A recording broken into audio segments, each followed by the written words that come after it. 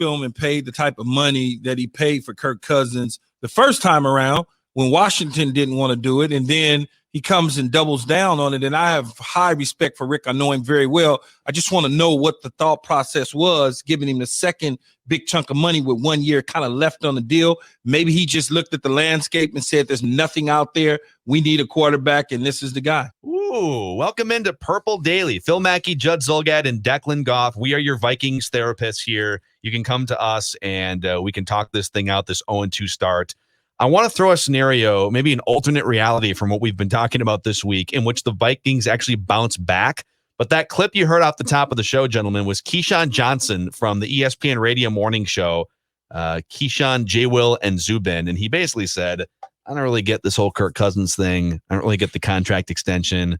He's not the guy. I love Rick Spielman, but what are they doing over there? Before we dive into this talker here, what did you think of Keyshawn's comments? Well, I don't disagree completely, but the key comes back to what we've talked about a bunch on the show, which is the key, no pun intended. The key for Keyshawn is this. It was done because the Vikings were so pressed up against and or had exceeded the salary cap that they had to change Cousins' contract. So he didn't get the extension from Spielman and Brzezinski because the Vikings loved him. He got the extension because his contract is a complete pain in one's butt, and they had to create room immediately for some salary cap space for 2020. So this is not a conversation about man, you just gave him this and why.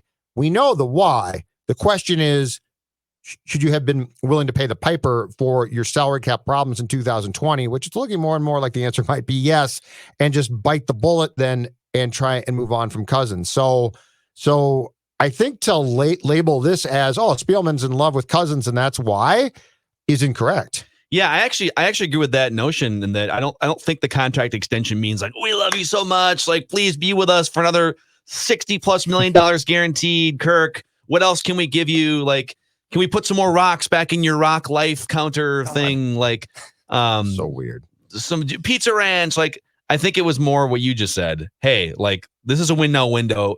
We need to clear some cap space. We just re-signed Kyle Rudolph with guaranteed money devoted to 2020. Like, Kirk's the one that you could shave $10 million off and push that cap forward.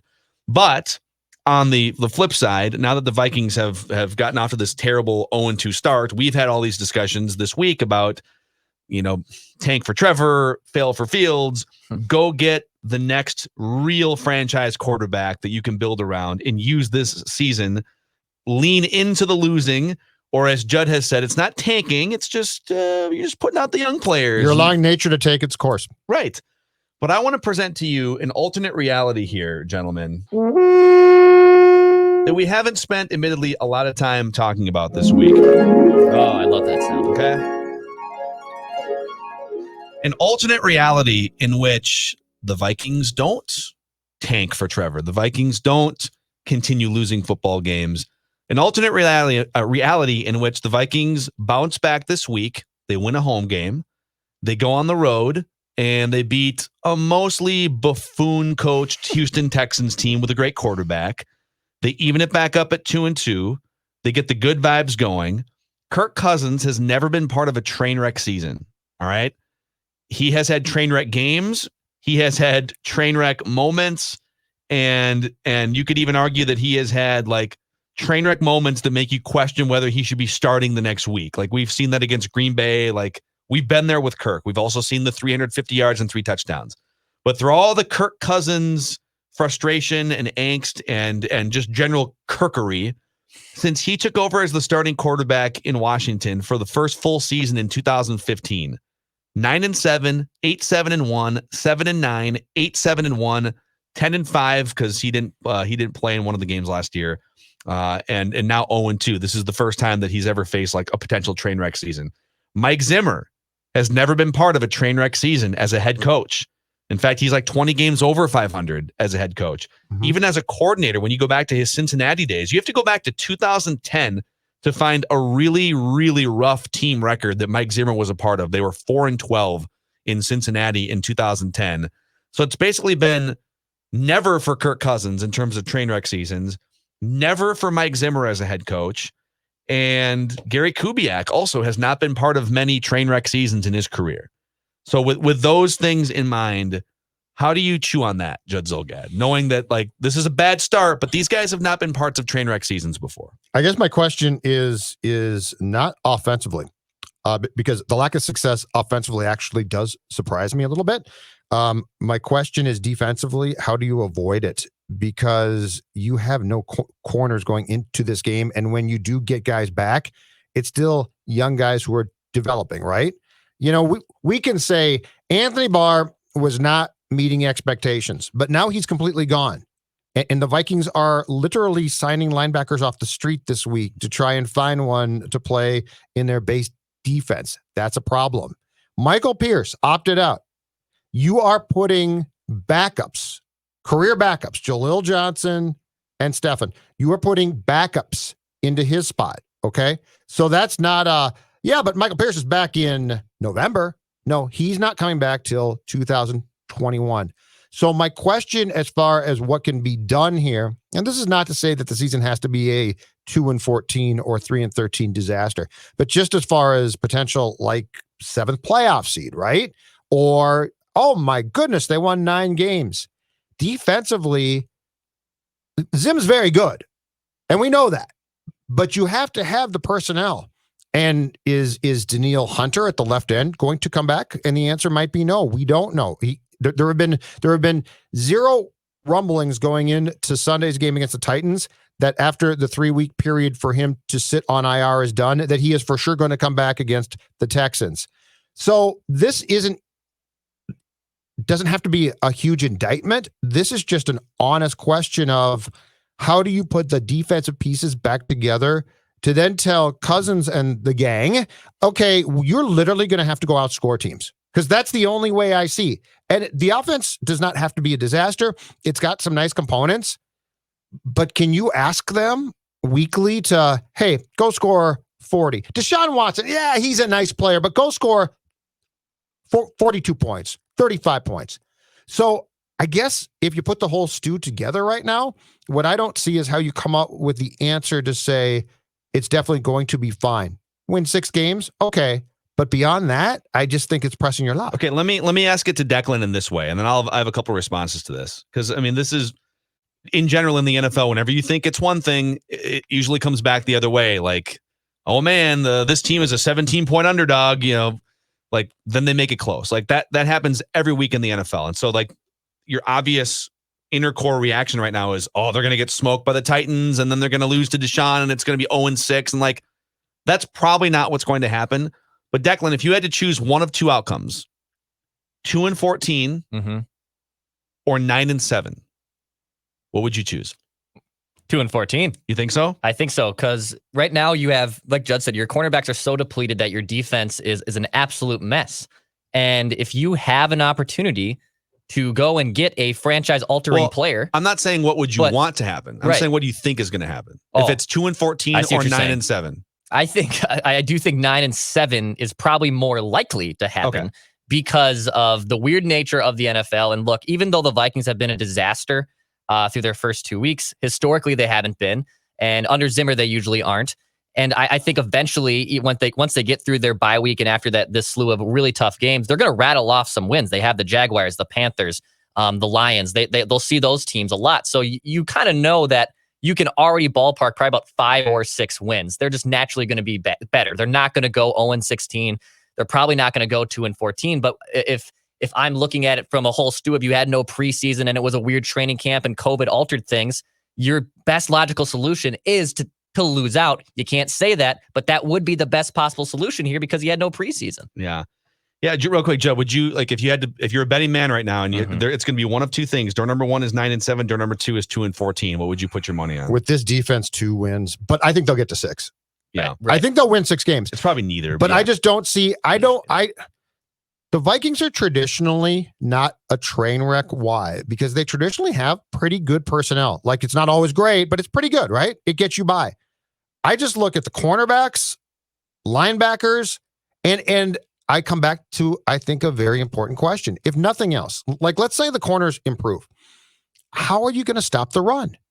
Like, how are you going to do it? You are literally starting 2 guys that are serviceable backups in primary positions in a Zimmer defense where it's ordinarily imperative that you have at least a nose tackle that can eat up space and stop runs? Like, how are you going to do it? You're Jaleel Johnson and Stefan are not going to develop and be like, oh my God, you've got great players here. They are who they are. It's not their fault. They were signed to be those guys. So I just don't know. Ordinarily, Vikings-wise, you could go through a litany of if the team's not playing well, Phil, that guy can improve. That guy can improve, right? Yeah. They're either struggling or they're developing. And that might be true at corner. But in the middle of that defensive line, I just don't get what the answer is. Yeah, and so... But 6 wins probably, right? If I had to choose... I don't think it's going to be 9-7 or 2-14, but if you had to choose one or the other, like, is this going to be a total train wreck, or are they going to bounce back and actually be competitive? I would probably put my money on 9-7 because there's too many games in the second half of the schedule where like they should win. But there's so many variables here in play too. But you're talking about what we're used to.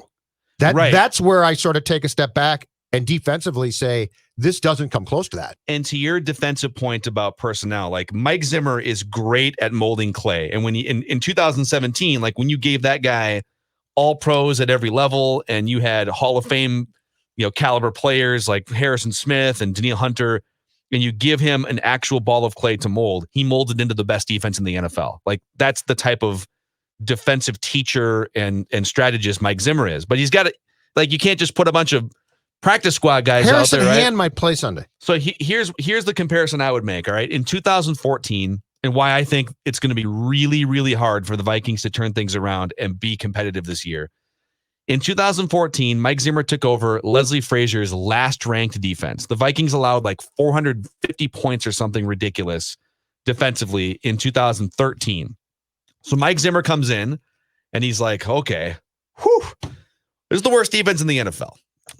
Where do we start? How do we mold this thing? And he took that defense in 2014 and he made it workable. And I think it was like a top half of the league defense by many measurements by the time the season was over. It was a competitive, good defense that didn't get rocked on a weekly basis.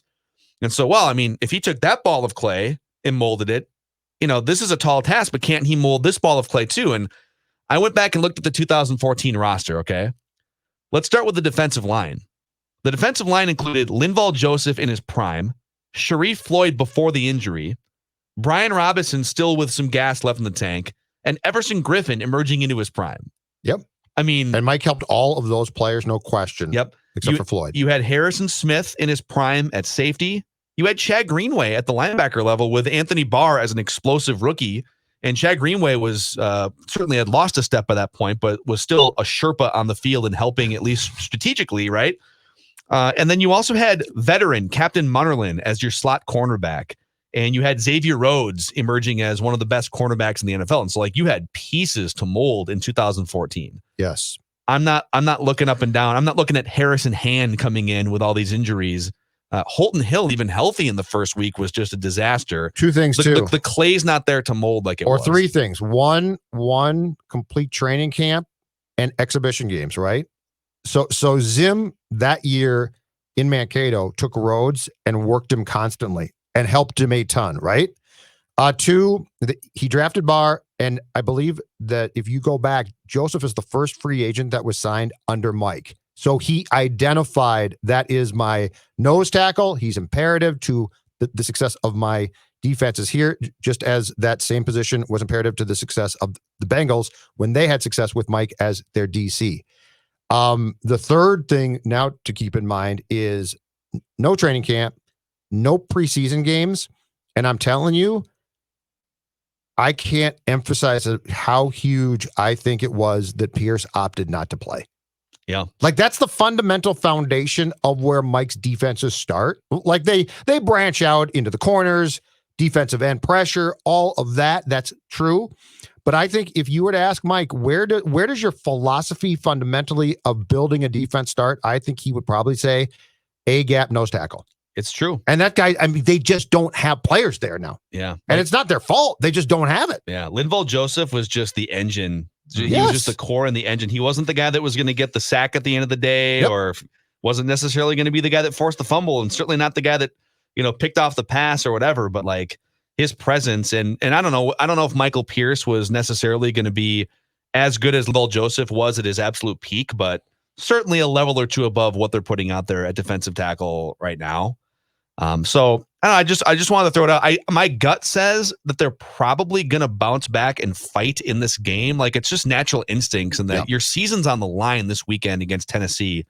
Yep. And if I just think if you're going to put up a fight at all this season, or if you have any sort of ability to fight back to 500 and aim for that wild card spot, that 7 seed or something, like, it would start with a win this weekend, right? I mean, it's that simple. Like, your season was probably on the line last weekend just based on your schedule, and it's definitely on the line this weekend. And the question then becomes, Judd, does that inertia and inspiration of fighting for your season overcome just the sheer lack of talent and depth that they're putting out on the field, especially defensively? Yeah, and my inclination in the answer to that question would be it probably can't, because I don't think that there's enough there. Now I will say this, though. The offense has the ability to bounce back. Like, the offense has been inexplicably awful. Yeah. I don't get that one. Yeah. And a stat that Declan dug up from Next Gen Stats earlier this week, Kirk Cousins has had the 3rd longest amount of time to throw on average in the NFL this year. So it's not like he steps back in the pocket and it's like immediately there's guys in his face. Now, is it the early 1990s Washington football team offensive line? No, like, it's not. Those guys aren't going to the Hall of Fame, but the offensive line has not been as big of a train wreck in the first 2 games as I would have. Well, and where is Cook? Like, just use Cook. You just paid him. Use him. So I would not be surprised. I think ultimately this team is going to win, or can win, about 6 to 7 games. I think that the offense can and will eventually get on track. I just believe that we're in for a year of opponents, especially good ones, competent ones, who are going to score a ton of points. And unfortunately for Mike, there might be development from certain players and positions, the corners, but I don't see how you stop the bleeding enough to get up to, at this point in time, 9 to 10 wins. Yeah. I just don't see it. Quick shout out to Corona Hard Seltzer right now on scorenorth.com. Just click on the rewards button there at the top, the top menu bar.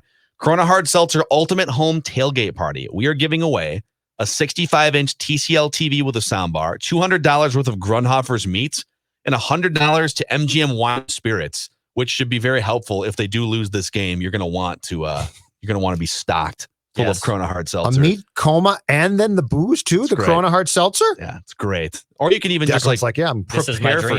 I have debated Declan's quitting. Leaving right now. I've debated quitting. I've debated it. There's 2 ways to enter, and it's free to enter. Just go to scorenorth.com, click on the rewards button on the menu, whatever, the tab on the menu, and you'll just see the entrance that you can click on. And then you can also download the Score North app, which is free in the Apple and Google Play stores. You just have to register your name and your email so you can win, and then enter through the listener rewards link. And you have your chance to win a TV, a bunch of meat, and some alcohol, booze, some Corona Hard Seltzer. 2020, man. This sounds good. First good thing I've heard in 2020. Yes. God bless America. You like that? You like that? Thanks for hanging out with us on Purple Daily. Phil Mackey, Judd Zulgad, Declan Goff. We will see you tomorrow.